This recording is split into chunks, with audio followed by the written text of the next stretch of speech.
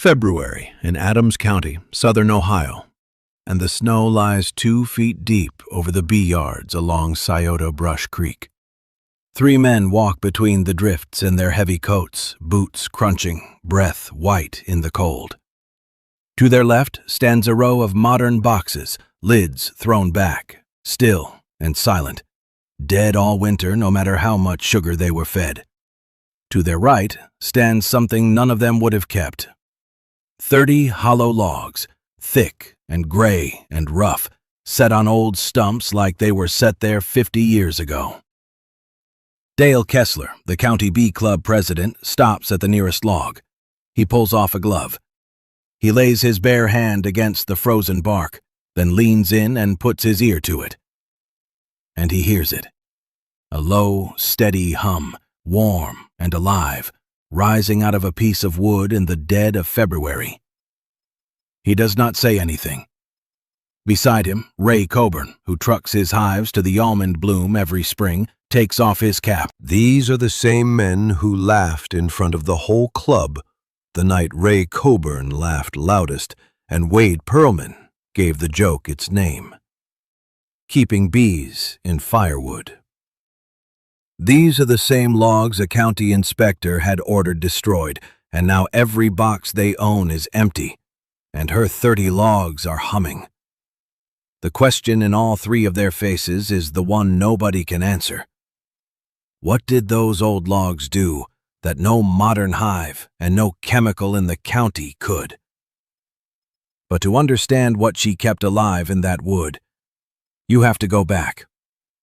Back to the spring of 2016, to a failing farm and a dead man's notebooks. If you have ever been told your idea was worthless, this story is for you. Subscribe and follow along, and tell us where you're watching from. The spring of 2016 came late to the ridge above Scioto Brush Creek, and Nora Whitfield drove the last mile to the home place with the truck low on gas and a folder from the bank on the seat beside her. Her father had been dead 5 weeks. The barn roof sagged on one corner, the fences leaned, and out past the garden, in the tall grass under the black locusts, sat 30 gray logs on rotting stumps.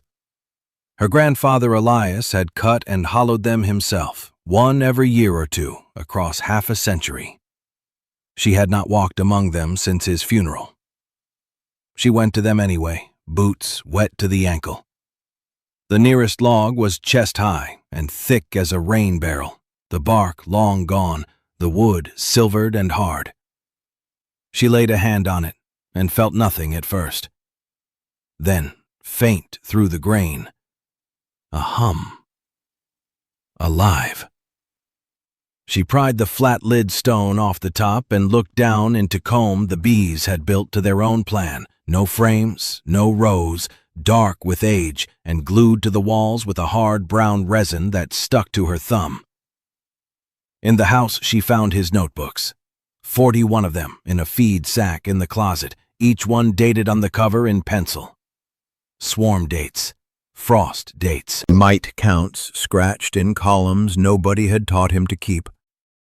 On the first page of the earliest book he had written one line in a slow, careful hand that she would read 100 times before that year was out. The bank wanted $42,000 by fall. The bees wanted nothing at all. Nora sat on the porch step with the sack of notebooks in her lap and watched the last light drain off the logs, and every one of them was humming. The bee club met in the back room of the feed store in West Union on a Thursday night in June, and Nora Whitfield came with a jar of comb honey and one of Elias Whitfield's notebooks under her arm. Folding chairs, coffee going cold, 30 men and 2 women.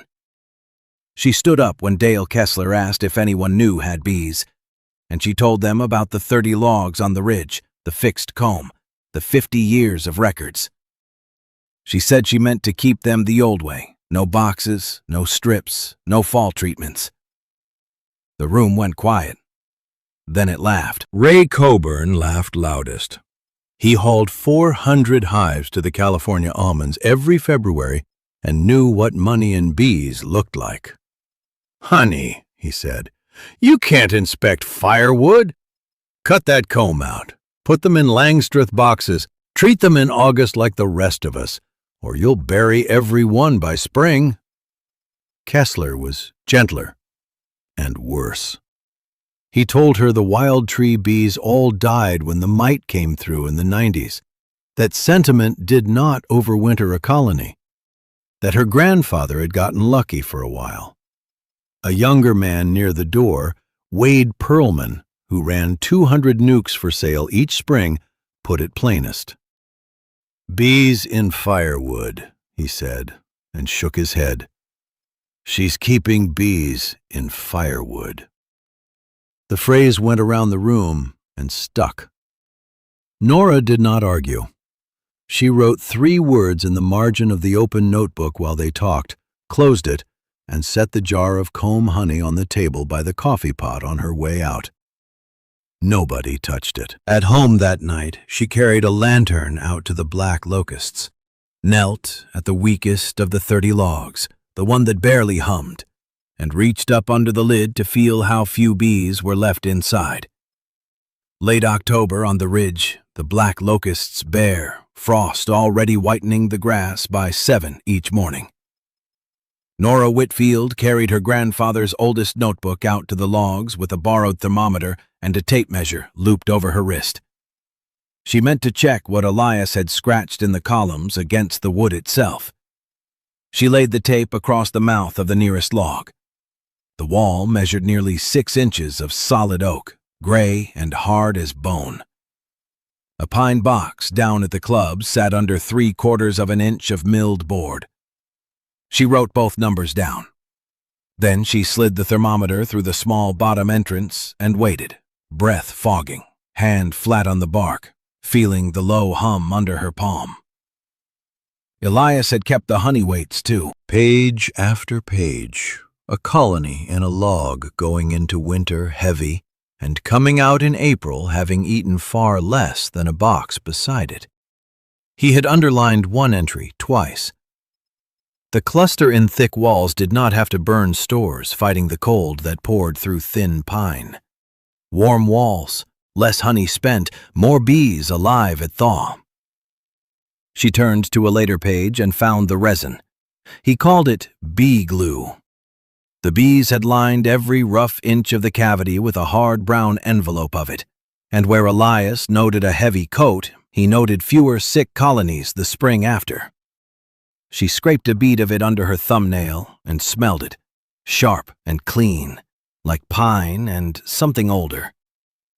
The thermometer, when she drew it out and read it against the frost, sat a full 15 degrees warmer than the air, in a piece of wood everyone told her to burn. Snow came early to the ridge that first winter, and by the second week of December, Nora Whitfield walked the row of logs at first light with a length of garden hose held to her ear like a stethoscope.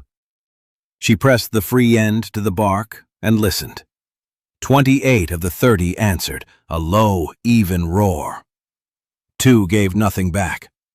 She marked those 2 with a chip of red chalk and let the snow bury them until the January thaw.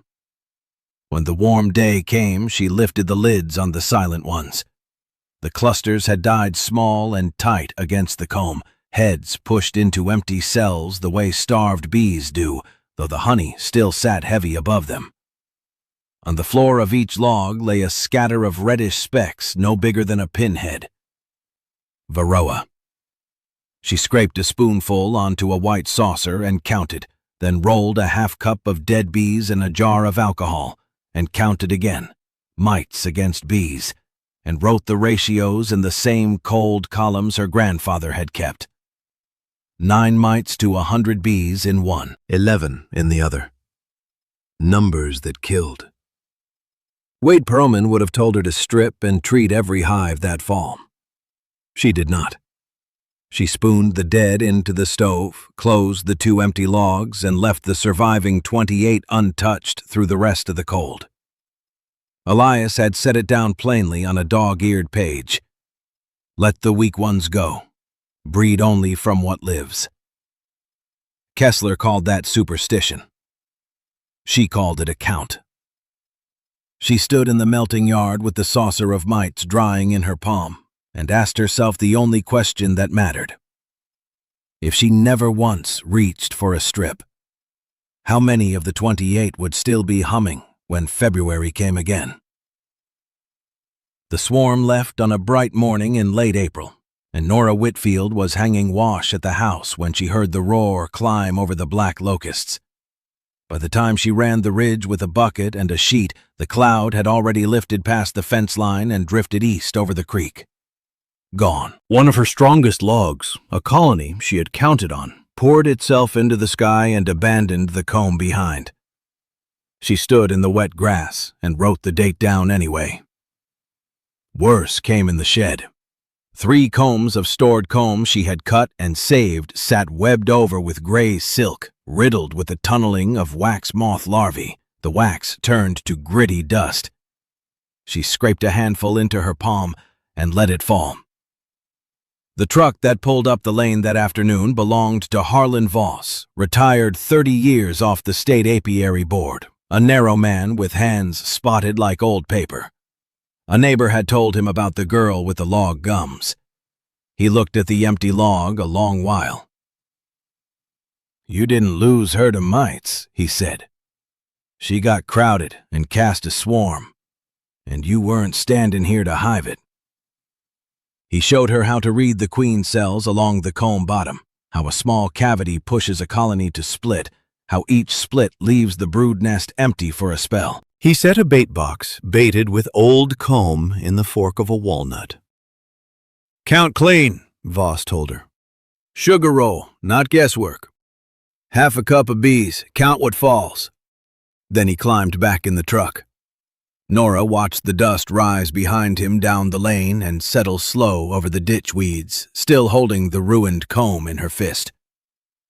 By the middle of March 2017, the ridge above Scioto Brush Creek still lay brown and locked, and Nora Whitfield went down the row of her 28 logs at dawn, hefting each one by its back edge to feel the weight.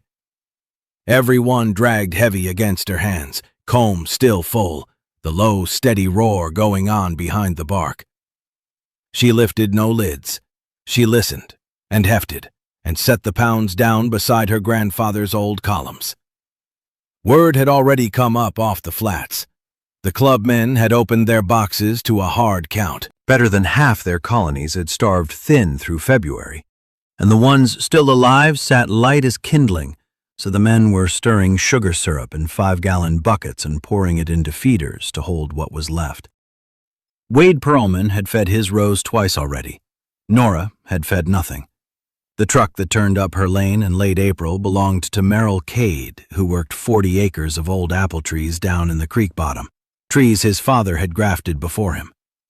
He had heard about the log woman whose bees wintered without a spoon of sugar. He said little. He walked the row of gums once, slow, hands buried in his coat, then turned at the far post and walked it back a second time, stopping at each entrance to watch the foragers lift into the cool sun. At the fence, he named his terms.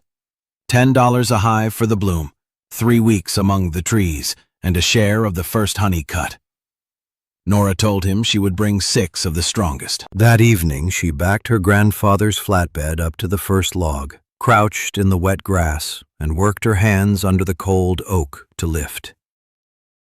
One wet morning in November 2017, a county car climbed the ridge and stopped short of the bee yard, and Curtis Ballard, the apiary inspector for the district, got out with a clipboard and a folded order under his arm. He had driven up on a complaint. He would not say whose. He walked the row of logs, rapped a lid with one knuckle, and told Nora Whitfield what she already knew, that the law wanted removable frames a man could lift out one at a time. "I can't clear a hive I can't open," he said. "Fixed comb's been against the code since before you were born." She asked him what he was hunting for. He said American foul brood, a spore disease that rots the brood, and that his whole job came down to pulling each frame to the light and reading the capped cells for it. A log let him do none of that. The comb was welded to the wall.